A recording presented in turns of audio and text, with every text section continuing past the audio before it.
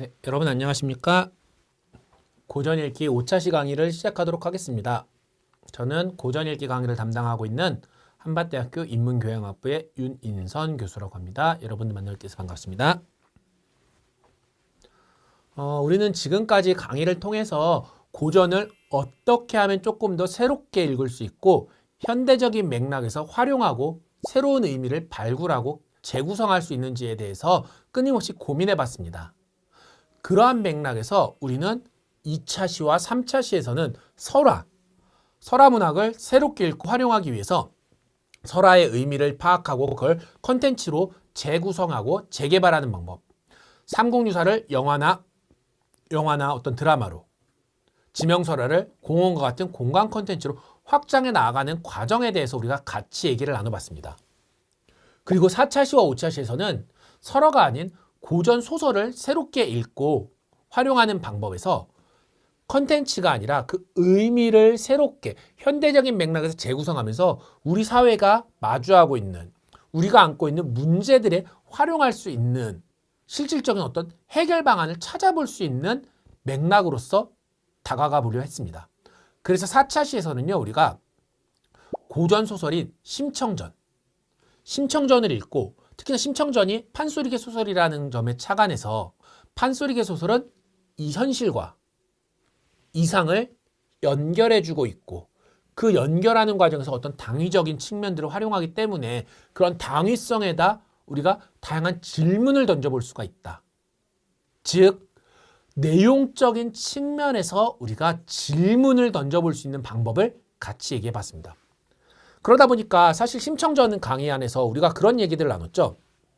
심청이가 부족했던 두 인물이 같이 그렇게 공생하는 것 과연 필요한가? 우연성에 맞춘 그러한 심청의 희생 과연 효인가? 혹은 심청이가 인당수에 몸을 내돌린 건 정말 자발적인 것이었을까? 아니면 아버지의 어떤 강요나 이런 게 내면화된 것이었을까? 라는 질문을 고전문학을 읽으면서 던져봄으로써 현재 우리 사회가 갖고 있는 문제들, 출산이라든가 가정이라든가 이런 의미의 질문을 던져볼 수 있었습니다. 그리고 그거에 대해 해결 방안까진 아니더라도 한번 생각해 볼 수 있는 화두를 우리는 고전문학 안에서 생각하고 활용해 볼 수 있었습니다. 즉, 심청전을 통해서 우리는 고전문학 작품의 어떤 내용적인 측면에 대해서 질문을 던지는 방식을 생각해 봤습니다. 5차 시에서는요. 고전 소설을 새롭게 읽는 방법으로서 이번에 내용이 아니라 형식에 한번 질문을 던지는 방법을 생각해 보려고 합니다. 궁극적으로 이따 강의 마지막에 말씀드렸지만 우리는 금오신화라는 작품을 통해서 과연 우리는 언제 판타지, 환상성에 대해서 환상을 필요로 하는가? 평범한 일상을 살아갈 때 우리는 가끔 환상 상상하기도 하잖아요. 새로운 꿈을 꾸잖아요. 그런 건 우리가 왜 필요할까에 대한 형식에 대한, 즉 심청전이 내용에 대한 질문이었다면 금오신화 소설을 통해서 우리는 형식에 대한 질문을 던져보는 시간을 가져보려고 합니다. 그래서 오늘 5차 강의에서는요. 금오신화를 썼던 김시습에 대해서 먼저 좀 알아보려고 해요.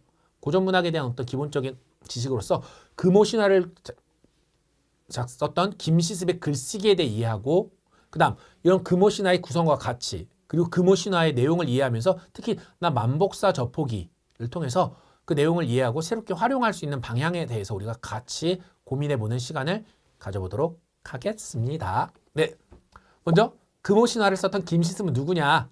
라고 하면 일단 김시습이라는 사람 자체가 금오신화라는 소설을 썼지만 되게 힘들게 살았어요. 김시습은 세종 10년 서울의 한 무방 가문에서 태어났습니다. 그러다가 성종 24년에 무량사라는 절에서 죽었어요. 왜 그랬느냐라고 하면 정말 장래가 촉망받던 어떤 수재였거든요. 진짜 똑똑했거든요. 근데 어느 날 수양대군이 왕위 찬탈 소식을 듣고 나 이거 공부해서 뭐하냐. 나라가 이 꼴인데. 공부 접고 방황하고 벼슬에 나아가지 않았습니다. 어쩜 정치사적으로 김시습에게 수양대군의 왕위 찬탈 소식은 너무나도 큰 충격이었던 것 같아요. 그래서 더 이상 공부를 하지 않고 방황하는 삶을 살았죠. 하지만 천재였기 때문에 시와 문장에 뛰어났고요. 또 유교, 불교, 도교에도 박학했던 사람입니다. 어떻게 보면 아쉬운 천재였죠. 그런 이 김시습이 썼던 글에서 이런 글이 있습니다. 한번 읽어볼게요. 번번이 몸이 세상과 어긋나 마치 둥근 구멍에 모난 자루를 박는 것과 같습니다. 옛 지기들은 이미 죽고 새로 알게 된 사람들은 아직 친하지 못합니다. 누가 저희 평소 뜻을 알아주겠습니까? 그래서 다시 산수 사이에 떠돌게 된 것입니다. 한번 다시 읽어볼게요. 번번이 몸이 세상과 어긋나 마치 둥근 구멍에 모난 자루를 박는 것과 같습니다. 옛 지기들이 이미 죽고 새로 알게 된 사람들은 아직 친하지 못합니다. 누가 저희 평소 뜻을 알아주겠습니까? 그래서 다시 산수 사이를 떠돌게 된 것입니다. 자기 일기에서 썼던 김시습의 메모예요. 어떻게 보면 외로움, 비분관계, 좌절감, 저항감, 뭔가 고독하고 조금 내면적으로 삭히는 모습들이 다 들어있죠. 바로 김시습의 삶이 이랬습니다. 수양대군 사건 이후에 세상과 등을 져버린 김시습이었죠. 이런 김시습이 너무나도 힘들고 외롭고 비분관계, 좌절감, 저항감 등을 갖고 있던 찰나에 썼던 작품이 바로 금오신화입니다. 김시습이 31살에서 36살 때 가장 혈기왕성할 때 경주 금오산에 은거에 있었고 그 금오산에서 새로운 이야기를 한번 써보자. 금오신화, 금오산의 새로운 이야기란 뜻이에요. 그래서 금오신화를 1470년 전후에 집필합니다. 어떻게 보면 작가로서 김시습이 가장 외롭고 힘들고 비분관계의 감정을 담아서 금오신화를 작성했던 것 같습니다. 금오신화는 우리나라 최초의 전기소설 집입니다. 전기소설집이라는 건 소설들을 모아놨다는 얘기고요. 이때 전기라는 말은요. 기록할 전자, 기할 기자를 써서 기이한 것을 기록한다 라는 뜻입니다. 즉 금오신화는 일상적인 얘기들이 아니라 뭔가 판타지적이고 환상적인 이야기들을 기록해 놓은 소설집이다 라는 거죠. 되게 아이러니하지 않아요? 비분관계, 외로움, 좌절감에 빠져있던 김시습이 졌던 것이 기이함이었어요. 왜 그랬을까요? 왜 김시습은 수양대군이 왕위탕찰 이후에 세상과 등지고 세상을 벗삼지 않고 떠났고 그렇게 외로움, 비분관계, 분노 쩔어 있다가 기이한 걸 기록했을까요? 여튼 너무 잘 썼어요. 금오신화는. 그래서 금오신화는 총 만복사저포기, 이생규장전, 치유부벽전기, 용국부연록, 남연부지유 등이 수록되어져 있는 전기소설 작품집입니다. 그랬을 때 어떤 기이한 얘기인가 한번 볼게요. 먼저 만복사저포기. 만복사저포기는요. 노총각 양생과 처녀귀신의 사랑 이야기예요. 일단 처녀귀신이 사랑 이야기. 여기서부터가 뭔가 좀 판타지스럽죠. 양생과 처녀귀신의 사랑 이야기입니다. 이생규장전은요. 이생이라는 젊은 남자와 여자의 사랑 이야기예요. 일상적인 얘기 같지만 이별과 재결합과 죽음 이후에 또 사랑을 나누는 이야기입니다. 사랑에 대한 이야기인데 하나는 처녀귀신, 하나는 죽음 이후의 사랑. 다 판타지적이죠. 치유부벽전기는요. 젊은 부자였던 홍생이 술에 취해서 시를 읊다가 선녀를 만나고 헤어집니다. 부자가 술 취하고 하다가 시를 읊다가 그 시를 들은 선녀가 온 거예요. 선녀가 와서 만나고 헤어졌는데 그때 선녀를 만난 강렬함으로 인해서 홍생이 병에 들어 죽고 나중에 신선이 된다는 이야기입니다. 다음 용궁부연록은요. 한생이 용궁에 초대돼서 궁궐이 상량문, 즉 집을 고치거나 지을 때의 내력을 적어주는 글이거든요. 상량문을 지어주고 선물을 받아온 얘기예요. 여러분 일단은 기본적으로 용궁에 들어간다는 것 자체가 판타지스럽죠. 그렇죠? 그렇게 판타지스럽게 용궁에 들어가서 집을 고쳐줘. 궁궐을 또 고쳐줬대요. 그리고 궁궐을 고쳐준 게 아니라 궁궐을 고쳐주는 내력을 적은 글을 써주고 선물을 받아온 얘기예요. 남연부지유, 부주지, 남연부주지. 박생이 남연부주라는 지옥입니다. 지옥에 가서 염라대왕을 만나고요. 거기서 귀신, 왕도, 불교 등에 대해 서로 묻고 대답하는 내용을 기록한 것입니다. 자, 보세요. 만복사저포기, 노총각과 처녀귀신의 사랑 이야기, 이생규장전, 젊은 남녀가 죽음 이후에 재결합하는 사랑 이야기, 취유부벽전기, 젊은 부자 홍생이 술에 취해 시를 읽다 선녀를 만나고 그리고 이후 죽어서 신선이 된 이야기, 용궁부연록, 한생이라는 주인공이 용궁에 초대돼서 상량문, 집을 고치거나 지을 때 쓰는 내력을 적어준 글을 지어주고 글 잘 써서 용궁에서 선물 받아갖고 돌아온 이야기, 남면부지유, 박생이 남면부주라는 지옥에 가서 염라대왕 만나고 온 이야기. 다 환상적인 이야기예요. 어떻게 보면 현실 도피한 걸 수도 있겠죠. 현실이 너무나도 치열하고 외로우니까 다 환상적인 이야기를 금오신화는 적고 있습니다. 그래서 김시습은 금오신화에서 전기소설로서 환상적인 이야기들을 쭉 적고 있어요. 근데 이런 금오신화는요, 적힌 걸 보면 상당히 근본 없이 적진 않습니다. 금오신화에서는 창작에 있어서 내재적, 외재적, 전신사적 전통이 있습니다. 먼저 내재적 전통으로는요, 전통적인 설화의 유산, 그리고 전시대 한문학 전통을 이어받습니다. 즉, 글쓰기 문법에 있어서 설화와 한문학의 전통을 그대로 이어받아 계승한 작품이기도 합니다. 그리고 외재적으로는요, 중국의 전등신화가 있거든요. 중국의 전등신화를 이어받습니다. 영향을 받고요. 끝으로 정신사적으로는 수양대군의 왕이찬탈에 대한 이야기들을 이어받는 작품입니다.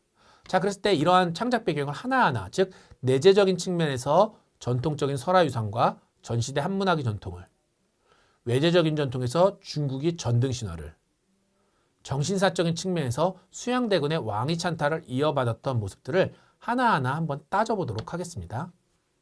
먼저 금오신화 안에서는요, 전통적인 설화 문학의 유산을 이어받았습니다.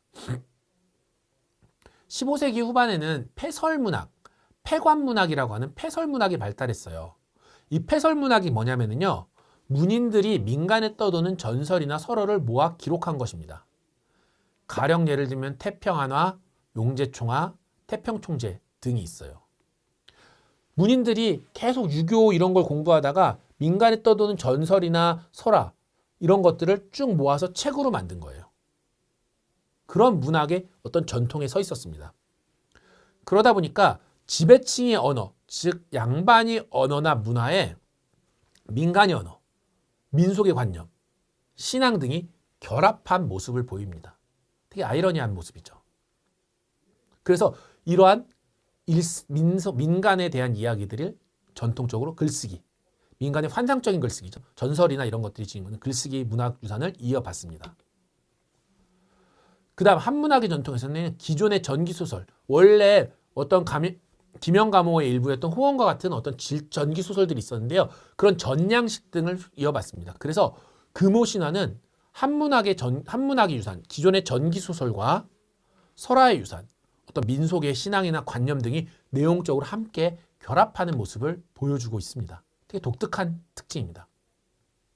그 다음 제가 아까 말씀드렸지만 김시습은요, 상당히 어떤 공부를 잘했다라고 했죠. 그러다 보니까 중국 명나라 구가지었던 단편 전기소설이었던 전등신화를 독서했어요. 다시 말씀드려 김시습은 전등신화라는 중국의 책들을 영향을 엄청나게 많이 받고 감동적으로 읽습니다. 그래서 어떤 전등신화는 단편 전기소설이거든요. 그래서 김시습은 전등신화가 다양한 한문학 장르를 수용했고 문학에 감동 효과가 있었고, 특히나 전기소설을 읽으면서, 특히나 전등신화를 읽으면서 자기 위안 효과, 즉 글을 쓰고 읽으면서 자기가 치유되고 자기가 조금 더 마음이 놓여지는 효과에 대해 이해하게 돼요. 특히나 애정소설에서요. 그러다 보니까 어때요? 이런 전등소설의 영향으로 애정에 대한 이야기들 금오신화에 많이 적혀 있죠. 그래서 외재적인 전통으로서 어떤 전등신화의 독서 경험이 어떤 문학의 감동이라든가 자기 위안적 효과, 이런 것들이 이런 만복사 저폭이나 이생규장전에 많이 반영되어져 있습니다. 다시 말씀드리면 금오신화는 설화문학의 전통, 즉 패설문학이라고 정확히 표현하면 패설문학의 전통과 한문학 그리고 전등신화에 대한 어떤 독서 경험들이 김시습의 독서 경험이 많이 영향을 받게 돼요. 거기다가 정신사적으로 아까도 말씀드렸지만 김시습은 수양대군의 왕위 찬탈에 너무나도 큰 충격을 받습니다. 절의를 지키려던 김시습은요. 수양대군의 왕위 찬탈에 대한 정서적 반응으로 우수, 회한, 고독, 사라지는 것에 대한 그리움, 슬픔 등을 끊임없이 글로 써요. 자기가 모셨던 왕이 저렇게 찬탈당하다니 말도 안 된다. 그거에 대한 정서적인 반응이 있었던 거죠. 그래서 우수, 회한, 고독, 사라진 것에 대한 그리움, 슬픔 등을 끊임없이 보여줍니다. 글로 쓰는데도 풀리지가 않았던 거예요. 그래서 자신이 걱정과 번민을 잊지 않기 위해서 자기 마음을 놔주게 안 되니까 개성, 관서, 관동, 호남 지방을 계속 떠돌다가 31살에 금오산으로 들어가고 그곳에서 금오신화를 쓰게 됩니다. 어떻게 보면 금오산에 들어가게 됐을 때가 김시습에게 있어서는 이런 수양대군의 왕위 찬탈로 인한 어떤 정서적인 그 역동성이 가장 강했을 그러한 시기라고도 할 수 있을 것 같아요. 그래서 김시습은 매월당문집 22권의 의소에 이렇게 씁니다. 자신 시름을 떨치기 위해 동으로 부상, 서로 신선이 된다는 낭풍, 남으로는 연부주, 북으로는 얼음 땅까지 가보았지만 지상 어디에도 자신이 머무를 곳은 없고 시름도 달랠 수 없었다. 지조를 지켜 죽임으로써 이 세상을 벗어나길 바란다. 얼마만큼 충격을 받았는지 알 수 있겠죠. 지조를 지켜 씨름을 떨쳐내기 위해 얻은 곳을 봤으나 씨름을 달랠 수 없었다. 지조를 지켜 죽음으로써 이 세상을 벗어나길 바란다. 라고 글을 남기죠. 그래서 사실은 금오신화의 여행 구조가 나타나요. 금오신화는 주로 이제 여행 구조로 나타나는데 고독한 남자 주인공이 결핍됐다가 고독감을 해소하고 들어오는 근데 그 이후에 다시 죽음과 초월로 이어지는 그러한 기본적인 구조를 지니고 있거든요. 금오신화에서는 대부분 다 이전 만복사 저폭이 이장규생전, 추유부벽전, 용궁부연록, 남연부유지 모두 다 여행 구조를 띠고 있는데 그 여행 구조가 이래요. 여행을 떠났다가 돌아와서 죽음이나 초월에 이르게 되는데 여행의 시작은 고독한 남자 주인공이 어떤 욕망의 결핍 그리고 그런 고독감이 해소 욕망의 일시적인 충족 그래서 더 고독해지고 생에 대한 부정적인 전망이 가지면서 초월해 가는 그러한 구조거든요. 사실 이런 글을 쓰게 됐던 게 다 수양대군의 왕위 찬탈이 큰 영향을 줬다라고 생각을 할 수 있습니다. 자, 그럼 이런 맥락에서 한번 전기소설로서 금요신화의 대표작인 만복사 저포기를 한번 살펴볼게요. 만복사 저포기는요. 만복사라는 절에서 저포를 기록한 얘기입니다. 그래서 양생이 만복사에서 부처님과 저포를 하고 내기를 해서 내기에서 이기면 여자 주인공을 만나게 되는 걸 기록한 얘기예요. 그래서 만복사 저포기는 만복사 저포기 이렇게 세 개로 나눠 읽는 게 맞습니다. 그래서 이 만복사 저포기의 줄거리를 잠깐 볼게요. 만복사 저포기의 줄거리는 이렇습니다. 일찍 부모를 여인 남원에 사는 양생이 장가를 들지 못해 짝을 구하고 싶은 마음이 너무나도 간절했어요. 그러다가 3월 24일에 양생과 어떤 만복사의 복을 빌러 가는 날에 양생은 부처님과 저포, 윷놀이거든요. 윷놀이를 하게 되고 윷놀이를 하면서 내기를 해서 아름다운 여인을 얻고 싶다라는 소원을 말해요. 그렇게 소원을 말했는데 갑자기 만복사의 어떤 아름다운 아가씨 여인이 나타나고 자신이 신세를 한탄합니다. 그러다가 양생은 그 여자와 사랑에 빠지게 돼요. 밤이 점점 깊어지니까 여자는 술과 과일로 양생을 대접합니다. 아침이 되자 여자는 양생을 데리고 만복사에서 내려와 마을을 지나서 자기 집으로 갑니다. 그래서 이후에 양생과 여자는 여자의 집인 개녕동에서 3일간 머물러요. 3일 후에 여자는 이제 이별 잔치를 여는데요. 이제 양생과 이별해야 되니까 이별 잔치를 여는데 4명의 이웃을 데려오고 6명은 서로 시를 지으면서 교류해요. 즉 이웃 4명의 양생, 그 여자, 이 6명이서 계속 시를 지으면서 이렇게 주거전이 받거니 하는 거죠. 그렇게 잔치가 끝난 후에 여자가 은주발을 양생에게 주면서 자신이 부모님을 보라고 말하고 양생은 이를 승낙합니다. 이후에 양생이 여자의 부모님을 만나고 여자가 죽게 된 사연을 듣게 돼요. 여자가 부모와 식사를 하고 싶다고 하자 양생과 여자, 부모가 함께 식사를 하고 밤이 되자 장막에서 여자와 이별을 합니다. 그리고 양생은 여자가 여자의 부모에게 밭과 종을 받고 여자가 임시로 매장된 곳을 찾아가서 종이돈을 태워 묻어줍니다. 그리고 나서 양생은 밭과 집을 갈아서 3일 동안 여자를 위해 천도제를 지내고 지리산으로 들어가는데 근데 그 이후에 세상을 어떻게 마쳤는지는 알지 못합니다. 여러분 어때요? 만복사 저포기의 줄거리를 기본적으로 얘기하면 양생이 부처님과 저포, 윷놀이 내기를 해서 여성을 만나는데 그 여성과 사랑에 빠지죠. 사랑에 빠진 여성과 사랑을 나누는 게 시를 쓰면서 교류하죠. 그러다가 그 여자가 귀신이었잖아요. 사실 알고 보니 귀신이었고 여자가 부모를 만나 그리고 실제로 여자의 부모를 만나서 여자의 죽게 된 사연을 듣게 되고 부모와 식사를 하면서 환상적이죠. 되게 판타지적이죠. 현실과 초월이 왔다 갔다 하는 건데 부모와 식사를 하게 되고 여자와 이별을 하고 여자의 부모에게서 어떤 밭과 종을 받고 여자가 임시로 매장된 곳을 찾아가고 여자를 위해 천도제를 지내는. 근데 끝은 어때요? 세상이 어떻게 끝났는지 알 수 없다라는 거죠. 어떻게 보면 만복사 저포기에서는요. 여성을 만나고 저포기, 즉 저포에서 이겨서 뭔가 흥미롭고 재밌는 이야기인 것 같지만 사실은 김시습의 고독감이 너무나도 잘 표현된 작품이에요. 남자 주인공 보세요. 불우하고 고독한 남자 주인공. 거기에 여자 주인공 어때요? 고독하죠. 게다가 서사의 흐름은 어떠죠? 연애를 통해서 남자 주인공 시를 쓰고 어떤 서로 간의 사랑을 나누고 과일을 같이 먹는 과정을 통해서 정서적인 일치를 하면서 고독감이 일시적으로 해소되죠. 근데 이별하죠.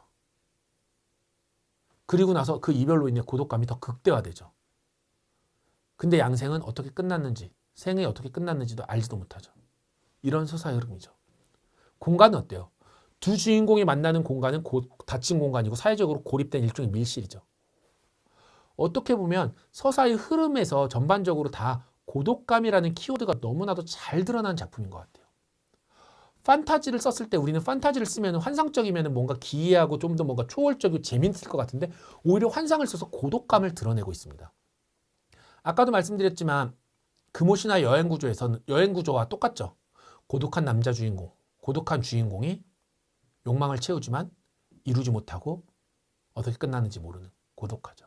근데 되게 역설적이죠. 고독한데 환상적이야. 어떻게 생각하면 김시습은 현실에 대한 고독감을 잊기 위해서 환상적인 글을 썼던 것이 아닐까요? 하지만 환상적으로 글을 쓰면서도 동시에 그 현실의 고독함에서 벗어나지 못했던 것은 아닐까요? 그래서 어쩌면 김시습이 영향을 받았던 전등신화와 같은 맥락이 아닐까라고도 생각해 볼 수 있을 것 같아요. 즉 김시습은 자신이 고독하고 현실적으로 너무 힘들었기 때문에 전등신화처럼 글을 썼을 거예요. 근데 그 과정에서 고독감을 쓰지만 그 고독감을 판타지를 통해 해소해 보려는 어떤 또 다른 글쓰기 세계 속에서 해소해 보려고 했지만 결국 해소하지 못했던 거죠. 그래서 실패한 글쓰기가 됐던 걸 수도 있는 것 같습니다. 그래서 김시습에게 환상이라는 건 어떤 면에서는 현실을 벗어나기 위한 도구였지만 동시에 그러지 못했던 것은 아닐까. 그래서 여러분들께 이제 질문을 드리려고 해요. 김시습은 자신이 현실에서 벗어나기 위해 판타지 환상을 찾았어요. 여러분들은 언제 환상이나 판타지를 꿈꾸시나요? 현실이 어떨 때? 현실이 뭔가 풍만했을 때, 충족했을 때 환상을 꿈꾸시나요? 현실이 결핍됐을 때 그 결핍을 채우는 과정에서 이룰 수 없지만 그럼에도 불구하고 채우기 위해 환상을 찾으시나요? 어쩌면 우리는 금오신화, 만복사저포기를 읽으면서 끊임없이 형식적인 측면에서 왜 환상을 썼을까라는 질문에 던지고 그거에 대한 답을 찾는 과정에서 우리 현실적인 문제에 대해서 해결 방안을 고민을 단초를 찾을 수 있을 것 같아요. 우리 현실이 정말 힘들고 고독할 때 왜 환상을 찾게 될까? 라는 질문을 찾아보는 겁니다. 이런 방식으로 우리는 고전의 어떤 기법들을 읽으면서 고전을 통해서 현대에 우리가 살고 있는 사회나 문제 대답을 찾아볼 수 있을 것 같습니다. 그럼 한번 여러분들 금오신화를 직접 읽어보시길 바라면서요. 오늘 강의 여기서로 마치도록 하겠습니다. 여러분 수고 많으셨습니다. 감사합니다.